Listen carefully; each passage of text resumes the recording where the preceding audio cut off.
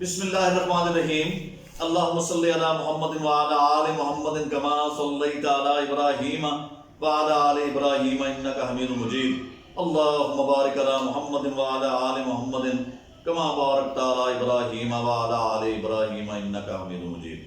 السلام علیکم۔ میں حسب وعدہ کہ میں انشاءاللہ تعالیٰ کوشش کروں گا نہم اور جماعت فرسٹ ایئر سیکنڈ ایئر جہاں تک میرے بچے ہیں اور کہ میں ان کی ویڈیوز بنا کے آسانی پیدا کروں، ان کے حوالے سے ان کے توسط سے دوسرے بچوں کو بھی جو پاکستان میں اور پاکستان سے باہر ہیں، جو فیڈرل بورڈ کے بچے ہیں، انہیں بھی اس کا فائدہ پہنچے۔ تو آج کا ہمارا جو موضوع ہے وہ دہم جماعت کی نظم ہے، میدان کربلا میں گرمی کی شدت۔ تو اس کی میں مختصر تشریح کراتا ہوں، جیسے میں کہوں ایسے لکھیں، انشاءاللہ تعالیٰ نمبروں کے ڈھیر لگ جائیں گے، بجائے اس کے کہ بہت بڑا لکھیں آپ، اور نمبر تو اس کے آپ کو 10 ہی ملنے ہیں۔ تو جو ایک شعر ہوتا ہے غزل کا، اس میں آپ نے 10 لائنوں سے زیادہ، کتابوں سے زیادہ نہیں لکھنا ہوتا، خوبصورت الفاظ میں، اور فصاحت و بلاغت زیادہ دکھانے کی ضرورت بھی نہیں ہے، اور تاکہ اس کی گود ہری کریں آپ، معلوم ہو کہ اس نے لکھا ہوا ہے، مفہوم تک رہی ہے اس کے۔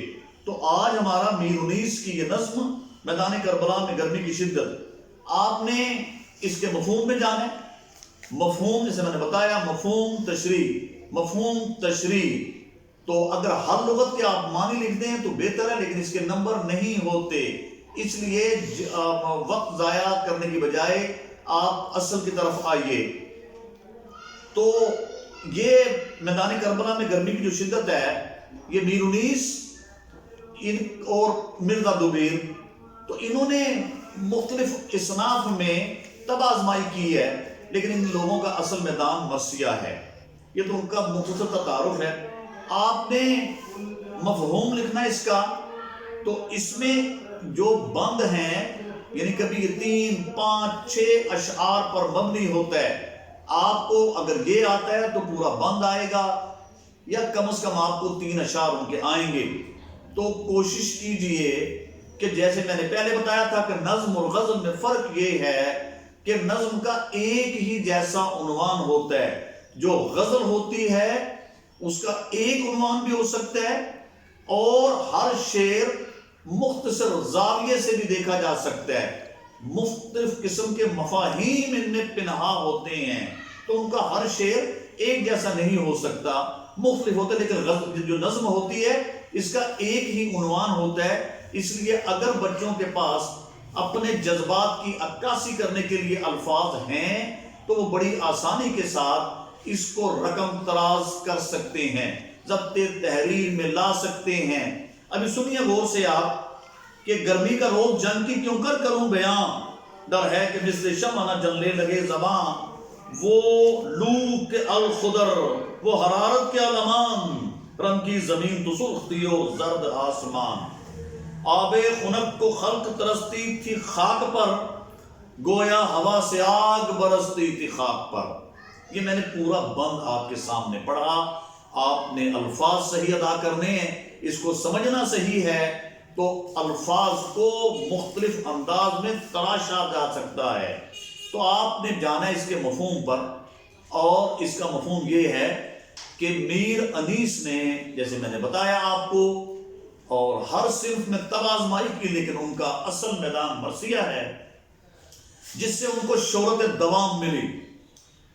تو اس میں اس کا مفہوم یہ ہے کہ چونکہ جیسے کہ ہمیں معلوم ہے سب مسلمانوں کے محرم کے مہینے میں خصوصی طور پر بہت سے بچوں کو اور بڑوں کو اندازہ ہوتا ہے کہ حضرت امام حسین رضی اللہ تعالیٰ عنہ نے یزید کے خلاف، جس کے پاس بہت زیادہ یلغار تھی، فوج تھی، عسکری طاقت تھی، تو امام حسین اپنے 72-70 ساتھیوں سمیت یہ اس میدان کارزار میں پہنچے۔ تو وہ جو ایک طرف طاقت تھی، اس کا غرور تھا، اس کا تکبر تھا، عسکری طاقت بہت زیادہ تھی، یہ مختصر لوگ، یہ بالکل بیچارے، نہ ان کے پاس اسلحہ، یہ تو لڑنے کے ہی نہیں تھے، ایک طرف حق تھا اور ایک طرف طاقت کو حق سمجھا جا رہا تھا۔ یہ تھا وہ میدان جہاں جس کو رنگ کہا جاتا ہے، تو اس سے پہلے کا منظر پیش کیا ہے میر 19 نے. تو آپ نے ہلکا سا کا تعارف کروانا ہے کہ یزید کی فوجیں اور امام حسین سب آرا ہونے سے پہلے جو اس کا منظر تھا اس کی منظر کشی کی گئی ہے سامنے. تو آپ آئیے اس کے اوپر، تو میں آپ کو اس کا مفہوم بتاؤں. یہ ہے اصل، آپ نے لکھنا مفہوم، اس کے بعد تشریح. مفہوم میں آپ نے یہ کہنا ہے کہ میر 19 فرماتے ہیں کہ میدان کارزار میں اترنے سے پہلے ایک طرف حضرت امام حسین کے مختصر ساتھی اور دوسری طرف یزید کے پاس عسکری قوت. تو اس سے پہلے جو نقشہ کھینچ رہے ہیں اس میدان کا، میدان کربلا کا، کہ وہاں پہ شدید گرمی تھی، گرمی برداشت سے باہر تھی. ان حالات کے باوجود انہوں نے حالات کے سامنے ہتھیار نہیں پھینکے اور ڈٹ گئے. تو یہ وہ ہے. تو مشکل نیست کے آسانہ شبد، مرد باید کے ہراسانہ شبد. یہ شعر آپ نے لکھنے میں، شعر کے ساتھ شعر آئے گا تو انشاءاللہ نمبروں کا بھی ڈھیر آئے گا. تو یہ انہوں نے اس کا نقشہ کھینچا ہے. تو یہ جو گرمی کا روز، اب آپ نے اس کی تشریح پہ بیان کرنی ہے. تو وہ فرماتے ہیں کہ جو اس دن گرمی تھی، سورج اپنے پوری آب و تاب پر تھا. جو اس میدان میں جو مٹی تھی، ریت تھی، وہ سرخ ہو چکی تھی. تو اللہ کی پناہ مانگی جا رہی تھی اس گرمی سے. میدان کارزار سرخ ہو چکا تھا، آسمان سے لو برس رہی تھی، اور بھئی اس قدر کی شدید گرمی تھی کہ برداشت سے باہر تھی. اور جو رنگ میدان ہے جہاں پہ ابھی دونوں فوجوں نے ٹکرا جانا ہے اور وہ سرخ ہو رہی تھی، آب خنک کو خلق ترستی تھی خاک پر، اور لوگ ترس رہے تھے، ساری مخلوق ترس رہی تھی کہ کاش کہیں سے ہوا کا جھونکا آ جائے، باد صبا چل پڑے، ہماری روحوں کو، جسم کو قرار آ جائے. گویا ہوا کی آگ برستی تھی خاک پر، آسمانوں سے آگ برس رہی تھی. یہ وہ حالات تھے. ان حالات میں امام حسین نے اپنے مختصر ساتھیوں سمیت جام شہادت نوش فرمایا اور پوری دنیا کو بتا دیا کہ حق اور باطل چاہے کتنی بڑی تعداد میں ہو، آپ نے ہتھیار نہیں پھینکنے، سر تسلیم اللہ کے سامنے خم کر دینا. اس کے سامنے جبر اور جبروت کی طاقت کے سامنے آپ نے اپنی جبین نہیں جھکانی. یہ تھا پہلے بند کا مختصر کا تعارف اور اس کی تشریح. اب آتا ہے اس کا دوسرا بند، وہ لو و آفتاب کی شدت. وہ لو و آفتاب کی حدت، تاب و تب، کالا تر رنگ دھوپ سے مثلے. اور دیکھیں یہ سارا جو دن تھا اسی کی طرف اشارہ ہے. کالا تر رنگ دھوپ سے دن کا مثال شب، خود نہر الکما کے بھی سوکھے ہوئے تھے لب. خیمے جو تھے حبابوں کے تپتے تھے سب کے سب، اڑتی تھی خاک، خوش تھا چشمہ حیات کا، کھولا ہوا تو دودھ سے پانی فرات کا. کیونکہ جہاں پر ان کے خیمہ دن ہوئے تھے ساتھ ہی دریا تھا، دریائے فرات تھا. یہ مبالغے کے شعر ہوتے ہیں، بات کو بڑھا چڑھا کر پیش کیا جاتا ہے، لیکن آپ کو تشریح میں مبالغہ نہیں کرنا، کیونکہ بچے مختصر اور بہت سے سوال کرتے ہیں کہ وہ میدان کارزار تھا، یہ کہاں کا جا رہا ہے، وہاں پہ کہاں پہ آ گئے، ریچھ کہاں پہ آ گئے، اور بھائی وہاں پہ ہرن کہاں پہ آ گئے، وہاں پہ شیر کہاں سے آ گئے. تو لیکن آپ نے اس طرف نہیں جانا. تو نہ یہ کہنا کہ مبالغے کا شعر تھا. تو آپ نے تو اصل بات بتانی ہے کہ جو وہاں ان کی یعنی جو شاعری ہے مرثیہ کے بارے میں. تو پھر آپ نے کہنا ہے مفہوم. تو مفہوم میں آپ نے اور انہی الفاظ کے ساتھ مختصر فرق کے ساتھ یہ بیان کر دینا ہے کہ وہ جو آسمان سے یعنی کہ سورج اپنی پوری آب و تاب سے لو برسا رہا تھا، وہ برداشت سے باہر تھی.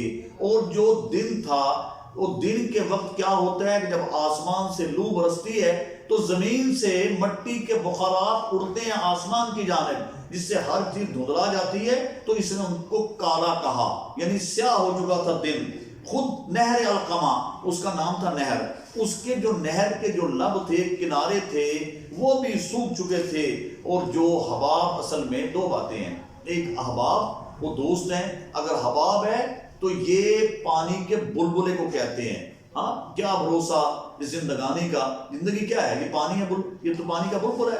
تو یہ اس کے تو آپ نے تو یہ اس طرف آپ نے جانا ہے. اور اڑتی تھی خاک خوش تھا چشمہ حیات کا کہ زندگی زیست کرنا مشکل ہو گئی تھی، سانس لینا محال ہو گیا تھا، شدید گرمی تھی، جان کے لالے پڑے ہوئے تھے۔ اور بھائی اس کی تشریح میں پھر آپ نے کہنا ہے کہ آسمان سے جو سورج آگ برسا رہا تھا، اس سے جب وہ خاک پر پڑتی تھی تو ہمارے لب سوکھ گئے تھے، نہر تک سوکھ گئی تھی، اور بھائی زندگی جو تھی وہ اجیرن ہو چکی ہوئی تھی۔ اور انہی حالات میں امام حسین نے چند ساتوں بعد جو ہے وہ میدان کارزار میں کود پڑنا ہے، کیونکہ ہر قسم کے جو مذاکرات تھے وہ بری طرح یزید کی وجہ سے، اس کی فوجوں کی وجہ سے وہ ناکام ہو چکے تھے۔ تو یہ وہ نقشہ پیش کیا جا رہا ہے، یعنی میدان کارزار میں اترنے سے پہلے وہ جو حالات تھے ان کی عکاسی الفاظ میں پیش کی جا رہی ہے، یعنی الفاظ کے ایسے پیکر تراش کیے ہیں کہ انسان سننے والا، سمجھنے والا، لکھنے والا یہ سمجھتا ہے کہ میں اپنے آپ کو میدان کارزار میں وہ اپنے آپ کو محسوس کرتا ہے۔ یہ فن کمال ہوتا ہے شاعر کا، ایسے وہ الفاظ لے کے آتے ہیں کہ انسان جو ہے جہاں بیٹھا ہوا تخیل کو دنیا میں اپنے آپ کو وہیں پاتا ہے۔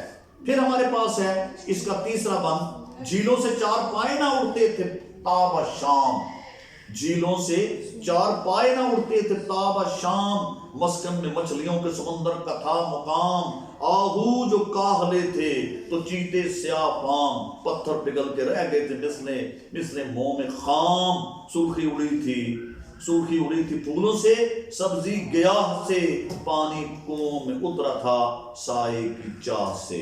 الفاظ مشکل ہیں، تو یہ مسکن گھر کو کہتے ہیں، اور آہو کہتے ہیں ہرن کو، ہاں بھٹکے ہوئے آہو کو پھر سوئے حرم لے چل، تو یہ آہو کہتے ہیں ہرن کو، اور چیتا ہوتا ہے پتھر پہ، اور موم جو مثل موم خام، یعنی جس سے موم بنایا جاتا ہے اس کو ہم کہتے ہیں کہ جو موم ہوتا ہے اس سے پھر موم بتی بنتی ہے، تو جو خام مال ہوتا ہے وہ بالکل ایسا تھا۔ تو یہ، اور گیا کہتے ہیں گھاس کو، پانی کنووں میں اترا تھا سائے کی چاہ سے، چاہ کہتے ہیں کنویں کو، ہاں طبیعت سے فرمایا کہ شیر تر نہیں ہوتا، یہ آب چاہ کا قطرہ ہے گوہر نہیں ہوتا، یعنی جو آب چاہ کا قطرہ ہے وہ گوہر نہیں ہوتا۔ تو یہ جو کنواں ہوتا ہے، پانی تو اس کے بہت دور جا کے آتا ہے، اور اس کے اوپر جو دیواریں ہوتی ہیں ان کا سایہ جو ہوتا ہے اس کی طرف اشارہ ہے، وہی مفہوم کے میدان کارزار میں، اور ابھی یعنی جنگ سے پہلے اس کا نقشہ پیش کیا جا رہا ہے کہ بڑی شدید گرمی تھی، گرمی برداشت سے باہر تھی۔ اب جانور بھی جو ہے اللہ کی پناہ مانگ رہے تھے، وہ بھی چاہ رہے تھے کہ ہم اپنی کچھاروں سے باہر نہ آئیں اور اپنی جگہ پر بھاگ جائیں، تاکہ اس گرمی اس کی شدت سے بچا جا سکے اپنے آپ کو، کیونکہ زیست جو ناممکن ہوتی چلی جا رہی تھی۔ تو پھر آپ نے اس کی تشریح میں جانا ہے کہ جو جھیلوں میں وہ رہتے ہیں جانور، جو چار پائے ہوتے ہیں، وہ بھی چاہ رہے تھے کہ ہم پانی میں رہیں، اگر پانی سے نکل کے ہم باہر آ جائیں گے تو پھر پانی کر گئی مجھ کو قلندر کی یہ بات، تو پھر وہ باہر آئیں گے تو وہ بھی اپنی جان گوا بیٹھیں گے۔ اور جو مچھلیاں تھیں تو یہ دیکھیں، مچھلیاں جو ہوتی ہیں اپنی پناہ گاہ سمندر کے تہوں میں تلاش کرتی ہیں۔ مسکن میں مچھلیوں کے سمندر کا تھا مقام، تو ہر بے چینی پھیلی ہوئی تھی، جو ہرن تھے وہ پناہ تلاش کر رہے تھے، پتھر جو تھے وہ پگھل رہے تھے۔ بچے کے سوال کرتے ہیں کہ پتھر پگھل جاتے ہیں، تو بھائی میں نے پہلے بتایا یہ مبالغہ ہے، بات کو ذرا بڑھا چڑھا کر پیش کی ہے تاکہ واقعات کی جو شدت ہے اس میں اضافہ ہو سکے۔ یہ میں نے بتایا کہ ایک شاعر کا اس کے بعد الفاظ ہوتے ہیں، وہ اپنے الفاظ سے کھیلتا ہے، وہ بت تراشتا ہے تاکہ اس واقعے کی حقیقت میں مزید اضافہ ہو سکے۔ بتانا یہ مقصود تھا کہ ان حالات میں امام حسین نے یزید کی بہت بڑی طاقت کے سامنے ہتھیار نہیں پھینکے، کلمہ حق بیان کیا اور اس طرح اپنی جان دے دی، لیکن اس کے سامنے بالکل کوئی کمپرومائز نہیں کیا۔ تو یہ وہ حالات تھے، تو وہ پھر آپ نے بتانا ہے کہ جانوروں کا، انسانوں کا جینا مشکل ہو رہا تھا اور جان لبوں پر تھی، اور بھئی جو مچھلیاں سمندر میں جیسے ہوتی ہیں تڑپ رہی ہوتی ہیں، اسی لیے یہاں پانی میں تڑپ رہی تھی، پتھر پگھل رہے تھے، لیکن اس کے باوجود امام حسین نے جو ہے وہ حالات سے سمجھوتا نہیں کیا اور وہ ان کے سامنے ڈٹ گئے اور جان آفرین کے سپرد کر دی، اور آنے والی دنیا کو بتا دیا، نسلوں کو بتا دیا کہ کبھی بھی مصلحت نہ سکھا جبر ناروا سے مجھے، میں سر بکف ہوں لڑا دے کسی بلا سے مجھے۔ کوسوں کسی شجر میں نہ گل تھے نہ برگبار، ایک ایک نخل جل رہا تھا صورت چنار، ہنستا تھا کوئی گل نہ مہکتا تھا سبزہ دار، کانٹا ہوئی تھی سوکھ کے ہر شاخ باردار، گرمی یہ تھی کہ زیز سے دل سب کے سرد تھے، پتے بھی مثل چہرہ مدکوک زرد تھے۔ اب اس کے مشکل الفاظ، جیسے چنار کے پھول ہوتے ہیں وہ سرخ ہوتے ہیں، اور اس میں زیز کہتے ہیں زندگی کو، زیز کہتے ہیں زندگی کو، اور مدکوک جب پتے زرد ہو جاتے ہیں نا تو وہ گر جاتے ہیں۔ اس میں ٹی بی کا مریض ہوتا ہے نا، ٹی بی کا مریض ٹیوبرکلوسس کہتے ہیں، ٹی بی کا مریض تپے دق کا مریض ہوتا ہے، اس کا چہرہ بھی پیلا ہو چکا ہوا ہوتا ہے، ٹھیک ہے، اس کا چہرہ بھی پیلا ہو چکا ہوا ہوتا ہے۔ یہ میرے پاس سیکنڈ ایئر کا بچہ بھی آ گیا ہے، تو ان میں فرسٹ ایئر میں بھی ہے گرمی کی شدت، وہاں اور حالات بیان کیے ہیں، تو میں پھر آتا ہوں اس کی طرف۔ تو آپ نے مفہوم پہ جانا ہے کہ بڑی بڑی دور تک کہیں جو درخت تھے وہاں ان کے برگ و بار نہیں تھا، پھول نہیں تھے، کوئی مہک نہیں تھی، پرندوں کی چہک نہیں تھی۔ یہ تو ہو گیا اس کا بھائی مفہوم۔ تشریح میں پھر آپ نے کہنا ہے کہ ابھی میدان کارزار میں اترنے سے پہلے جو حالات بیان کیے جا رہے ہیں وہ بڑے تلخ ہیں، اور ان کو تو سامنے یعنی نقشہ سامنے آتے ہی ہمارے دل کانپ رہے ہیں۔ تو دیکھنے پر امام حسین کا ان حالات میں نہ پانی تھا نہ خوراک تھی، اور یہ لوگ بیچارے کس حالات میں تھے، اور زبوں حالی کا عالم ہے، اور یہ اتنی بڑی طاقت سے ٹکرانے کے لیے تیار بیٹھے ہیں، کیونکہ جیسے میں نے بتایا کہ ہر قسم کے مذاکرات بری طرح جو ہے ان کی طرف سے وہ ناکام ہو چکے تھے۔ ان کا مقصد یہی تھا کہ اب اگر یہ آ گئے ہیں تو زندہ واپس نہ جائیں۔ تو یہ تو اب آپ نے تشریح میں یہ کہنا ہے، تشریح میں یہ کہنا ہے کہ گرمی بڑی شدت کی گرمی، آسمان سے لو، زندگی ناممکن ہوتی چلی جا رہی ہے۔ تو یہ لیکن جو ہوتا ہے نا، مصیبت میں راحت فضا ہو گئی ہے، تیری آرزو رہنما ہو گئی ہے۔ تو آرزو جو ہوتی ہے نا جی، تکمیل آرزو تک انسان کوشش کرتا رہتا ہے۔ ان کی آرزو یہ تھی کہ ہم نے حق کی خاطر جو ہے وہ جب کچھ لٹا دینا، جو جاتا ہے جائے، لیکن محمد نبی صلی اللہ علیہ وسلم کے کلمے کو آنچ نہ آنے پائے۔ تو اس کے مصداق انہوں نے کر کے دکھایا۔ تو یہ وہ حالات تھے جن حالات میں آپ جو ہے وہ میدان کارزار میں کودنے کے لیے جا رہے ہیں۔ تو یہ بتایا جا رہا ہے کہ درخت بھی سوکھ چکے تھے اور بھائی لب بھی سوکھ چکے تھے، کہیں کسی قسم کا پھول کا کوئی جو امکان نہیں تھا کھلنے کا، زندگی ناممکن ہوتی چلی جا رہی تھی، اور جو ہے پتے وہ سوکھ چکے تھے۔ یہ حالات تھے، اور میں اس کا انشاءاللہ تعالی اگلے پورا کر دوں۔ چلو ٹھیک ہے بچے، کہنا پورا کر دیں سارے۔ او شیر اٹھتے نہ دھوپ کے مارے کچھار سے، آہو نہ منہ نکالتے تھے سبز ہزار سے، آئینہ مہر کا تھا مقدر غبار سے، گردوں کا تب چڑھی تھی، گردوں کو تب چڑھی تھی زمین کے بخار سے، گرمی سے مضطرب تھا زمانہ زمین پر، بھن جاتا تھا جو گرتا تھا دانا زمین پر، مخانہ نہیں دانا زمین پر۔ تو جب آپ پڑھیں گے صحیح، ہمیں بچوں کو پڑھنے کا بڑا فقدان ہو گیا، بڑا نقصان ہو گیا، بچوں کا تلفظ ٹھیک نہیں ہے، ہمارے اساتذہ کرام کا تلفظ ٹھیک نہیں ہے، غلطی کو غلطی کہہ رہے ہیں، خط کو خط کہہ رہے ہیں، خالہ کو کھالا کہہ رہے ہیں، ٹھیک ہے۔ تو جیسے اور بھائی جیسی روح ویسے فرشتے، ٹھیک ہے۔ تو یہ دیکھ رہے ہیں، اس لیے بچے بھی وہی کچھ سیکھتے چلے جا رہے ہیں، کچھ ہمارے یعنی ہمارے کلچر پر، ہماری ثقافت پر یہ جو انڈین جو ہے اس کا غلغلہ، اس کا غلبہ ہے۔ تو یہ میں اس میں پھر انشاءاللہ کبھی بات کروں گا۔ تو شیر اٹھتے نہ دھوپ کے مارے کچھار سے، آہو نہ منہ نکالتے تھے سبزہ دار سے، آئینہ مہر کا تھا مقدر غبار سے، گردوں کو تب پڑی تھی زمین کے بخار سے، گرمی سے مضطرب تھا زمانہ زمین پر، بھن جاتا تھا جو گرتا تھا دانا زمین پر۔ تو میں آپ کو یہ بتا رہا تھا کہ فضائے بدر پیدا کر، فرشتے تیری نصرت کو اتر سکتے ہیں گردوں سے کتار اندر کتار تھی۔ گردوں کہتے ہیں آسمان کو، اور گردوں کو آسمان نہیں کہتے۔ جب پوچھتا میں گردے کیا، تو گردے بنانے پڑتے ہیں، اپنی پسلیاں گننے لگتے ہیں، یہ میرا گردہ ہے، اور گردہ نہیں تو مردہ ہو چکا۔ اور بھائی یہ گردوں آسمان کی بات ہو رہی ہے۔ تو یہ پھر اسی وہی مفہوم ہے کہ بھائی میدان کارزار میں یعنی میدان سے پہلے ابھی جب تلواریں بے نیام نہیں ہوں گی، اس سے پہلے کا منظر پیش کیا جا رہا ہے کہ شدید گرمی تھی، اور جو جانور جو تھے وہ بے چین تھے، ان کا جینا دھوبر ہو چکا ہوا تھا، سانس یعنی ہمارا جسم اور روح کا جو رشتہ ہے یہ محال ہو چکا تھا، اسے قائم رکھنا ہاں لے سانس بھی آہستہ کے نازک ہے بہت کام، آفاق کی اسکار گاہے شیشہ گری کا، ایسے حالات تھے وہاں پہ۔ تو پھر شیروں کے بارے میں بتایا جا رہا ہے، اور بھائی پھر پھرنوں کے بارے میں بتایا جا رہا ہے، اور آئینہ مہر کا تھا۔ مہر کہتے ہیں سورج کو، سورج کو، یعنی سورج یعنی تب جو زمین سے اٹھ کے بخارات آسمان کی طرف جا رہے تھے، اس سے سورج بھی صحیح نظر نہیں آ رہا تھا، دھندلا چکا تھا وہ سورج۔ اور دیکھیں کہ آسمان جو تھا اس کو بھی یہ اس نے یعنی اپنی لپیٹ میں، لو کی وجہ سے جو اوپر مٹی اڑ رہی تھی اس نے اپنی لپیٹ میں اس کو لے لیا تھا، اور جو یہ اس کو وہ بھی گرم ہو چکے تھے، یعنی بخار چڑھ گیا تھا، گرمی سے مضطرب تھا زمانہ زمین پر، بن جاتا تھا جو گرتا تھا دانہ زمین پر، وہاں جو دانے تھے وہاں گندم تھوڑے اگی ہوئی تھی، وہ چاول تھوڑے اگے ہوئے تھے، وہاں سیب تھوڑے ہوئے ہوئے تھے، ہم لوگ تھوڑے تھے وہاں پہ۔ یہ مبالغہ ہے ایک، لیکن یہ آپ نے نہیں لکھنا۔